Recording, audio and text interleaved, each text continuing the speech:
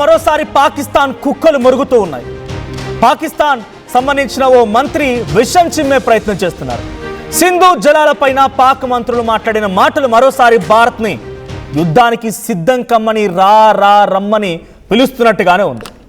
నీటి వాటా తగ్గితే, సింధు జలాల నీటి వాటా తగ్గితే తీవ్ర పరిణామాలు ఉంటాయంటూ హెచ్చరిస్తోంది పాకిస్తాన్.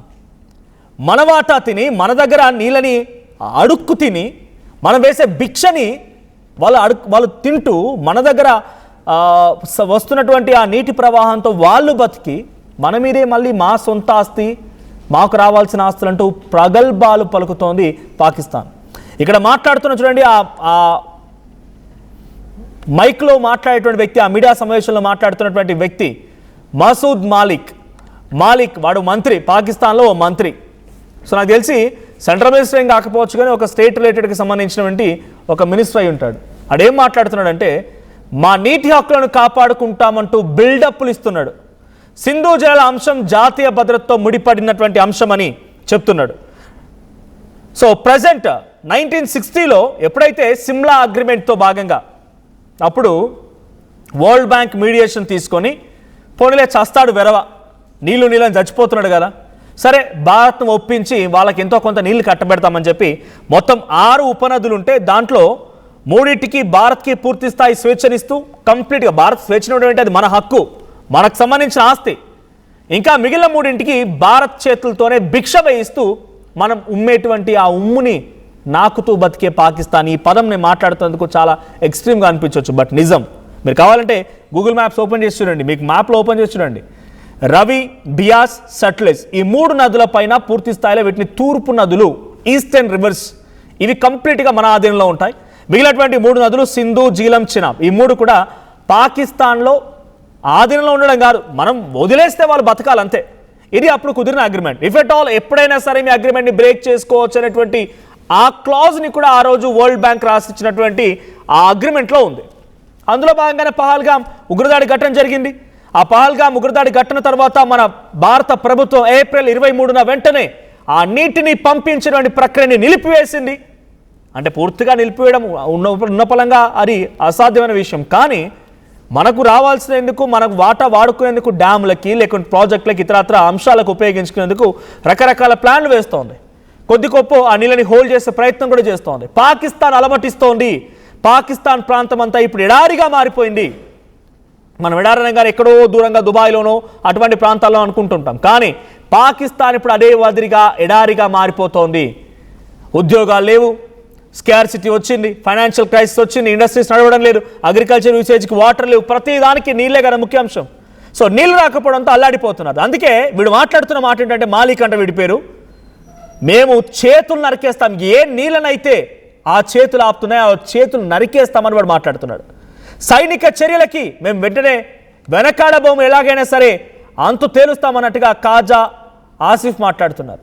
పహల్గామ్ ఉగ్రదాడి ఘటన తర్వాత సింధు జలాల ఒప్పందం రద్దు చేసిన భారత్ ఇక ఒప్పందంతో పాకిస్తాన్ ఎడారిలా మారుతుంటే చుక్క నీరు అందకపోవడంతో దప్పిక తీరక ఎటువంటి అడుగు ముందు పడక ఇటువంటి పిచ్చి పిచ్చి ప్రేలాపనలు, పిచ్చి పిచ్చి కారు కూతలు మళ్ళీ పాకిస్తాన్ కూస్తూనే ఉంది. 2028 నాటికి నీటి ప్రవాహం పూర్తిగా భారత్ మొత్తంగా మూసివేయబోతోంది. ఒక్క చుక్క కూడా కిందికి వెళ్ళడానికి అవకాశం లేకుండా. నీటి కొరతతో ఈ పాకిస్తాన్ దాయాది దేశంలో ఆందోళన పెరుగుతోంది. భారత చర్యలతో ఉక్కిరిబిక్కిరవుతోంది పాకిస్తాన్. నీటి యుద్ధం వ్యాఖ్యలతో ఇరు దేశాల మధ్య ఉద్రిక్తత మొదలే అవకాశం ఉంది. తాజా పరిణామాలతో భారత్ పాక్ మధ్య యుద్ధ వాతావరణం మరోసారి మొదలే అవకాశం కనబడుతోంది. సో ఈ 6 నదుల్లో 3టికి భారత్ పూర్తి హక్కులు ఉంటాయి, 3టికి పాకిస్తాన్కి భిక్ష వేయడానికి భారత్కి అవకాశం. మనం చాలా పెద్ద హృదయంతోనే ఇస్తూ ఉన్నాం. కానీ ఆ వెధవలు ఇలాగా పదే పదే మాట్లాడేటువంటి ఈ మాటలు చాలా ఆందోళన గురి చేస్తుంది. ఒకసారి వాడేం మాట్లాడాడు, ఆ కుక్క ఎలా మొరుగుతోంది, ఆ మాటలు విందాం.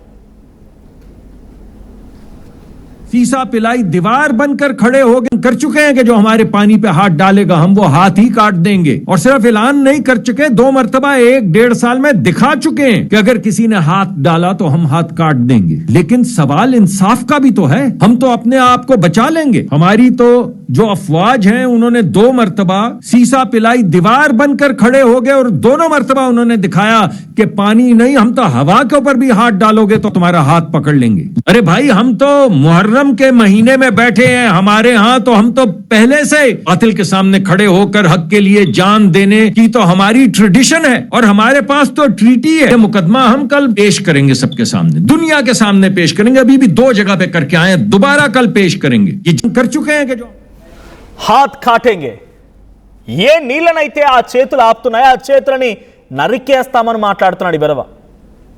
एक सुनो, ए हाथ जोड़ के प्रार्थना करो, लेकिन भारत के लिए प्रार्थना करो, सब लोगों को 140 मिलियंस ఏ लोगों को ఆ ప్రార్థన కరో అంటే ఇడు చేతులు విరిచేస్తే ఏం ఉపయోగం ఉండదు, పాకిస్తాన్కి ఏం ఉపయోగం ఉంటుంది? నీకు అంత దమ్ముందా, అంత సత్తా ఉందా? ఒక వారం రోజుల పాటుగా ఆపరేషన్ సింధూర్ అని మొదలు పెడితేనే ఇంకా నయం, మీ గల్ల అంటే మీ మెడలు కోసేలేదు, మీ తలలు తెంపలేదు, ఇంకా అక్కడితో ఆగిపోయింది। మీ తలలు తెంపడం మాత్రమే మిగిలి ఉంది। తలుచుకుంటే అది భారత్కి చాలా పెద్ద సమస్య ఏం కాదు। నీ వెనక ఎవడో ఉన్నాడు, వాడు వస్తాడు, వాడు పెద్ద కట్టలు కడతాడు అనుకుంటే డెఫినెట్గా పొరపాటు పడ్డట్టే। ఆపరేషన్ సింధూర్ కనుక ఇంకొక 4 రోజులు కంటిన్యూ అయి ఉంటే ఈ షహబాజ్ షరీఫ్ వాడు పక్కన కూర్చుంది, వాడు ఆ పరిధిలో ఫారెన్ మినిస్టర్ సంథింగ్ వాడితో మినిస్టర్గా ఉన్నాడు, వాడు ఖ్వాజా ఆసిఫ్ వాడు ఏమన్నాడంటే, వాడు కూడా గతంలో ఇదే రకంగా పిచ్చి మాటలు మాట్లాడుకొచ్చాడు। గతంలో ఇదే రకంగా ఆ అనవసరమైన ప్రేలేపనలకి మురుగడం కుక్కలాగా అలాంటి వ్యాఖ్యలు చేసిండు ఖ్వాజా ఆసిఫ్, అక్కడి ఫారెన్ మినిస్టర్। వాడు మాట్లాడిన మాట ఏంటంటే, ఒకవేళ కనుక భారత్ ఆ రోజు మమ్మల్ని వదిలిపెట్టకపోతే, మాకు భిక్ష వేయకపోతే మా ప్రాణాలు పోయేవి, దీనిలో అమెరికా హస్తం కానీ ఇంకో దేశం హస్తం లేదు, సీజ్ ఫైర్కి అన్నట్టుగా ఒప్పుకున్నాడు వాడు। మళ్ళీ ఈ పిచ్చి మాటలు, ఈ పిచ్చి ప్రలాపనలు। Operation Sindoor is an ongoing project, it never ends. ఇది Modi statement, not only Modi, భారత ప్రజల యొక్క స్టేట్మెంట్। ఆపరేషన్ సింధూర్ అనేది ఇంకా కొనసాగుతూనే ఉంటుంది అనేది ఒక్కసారి మళ్ళీ ఇక్కడ ఉన్నటువంటి చాలామంది ముగ్గురు ఆ రోజు ఆపరేషన్ సింధూర్లో ఎవరైతే ఆ ముగ్గురు వీరవనితలు పార్టిసిపేట్ చేశారో వారిని కనుక మళ్ళీ ఒక్కసారి మీ వైపుగా మరలిస్తే తునాతునకలైపోతారు। పాకిస్తాన్ ఏం చెప్తోంది, సింధు జలాలను ఆపితే ఆ చేతులని కట్ చేస్తామంటోంది। ఆ చేతులు కట్ చేస్తారా? సోఫియా ఖురేషి, వ్యోమికా సింగ్ ఇద్దరిని కనుక మళ్ళీ రంగంలోకి దించితే మీ పని అయిపోయినట్టే। ఆ సోఫియా ఖురేషి, వ్యోమికా సింగ్ ఇద్దరు కనుక మళ్ళీ రంగంలోకి దిగితే మీ పని అవుట్। గతంలో కూడా వాడొకడు ప్రజెంట్ సింధు ప్రావిన్స్లో ప్రభుత్వం వాడిదే ఉంది। సో వాడేం చెప్తాడంటే, భారత ప్రభుత్వం కనుక ఆ నీళ్ళని ఆపేస్తే రక్తంతో ఆ నీళ్ళని తడిపేస్తా, నీళ్ళలో కలిపేస్తామని చెప్పి వాడు మాట్లాడుకొచ్చాడు। ఆఖరికి వస్తే ఆపరేషన్ సింధూర్ మొదలైన తర్వాత ఎక్కడ దాక్కున్నాడో తెలియదు, ఏ గోలో దాక్కున్నాడో తెలియదు, ఇప్పటివరకు ఇంకా బయటకు రాలేదు।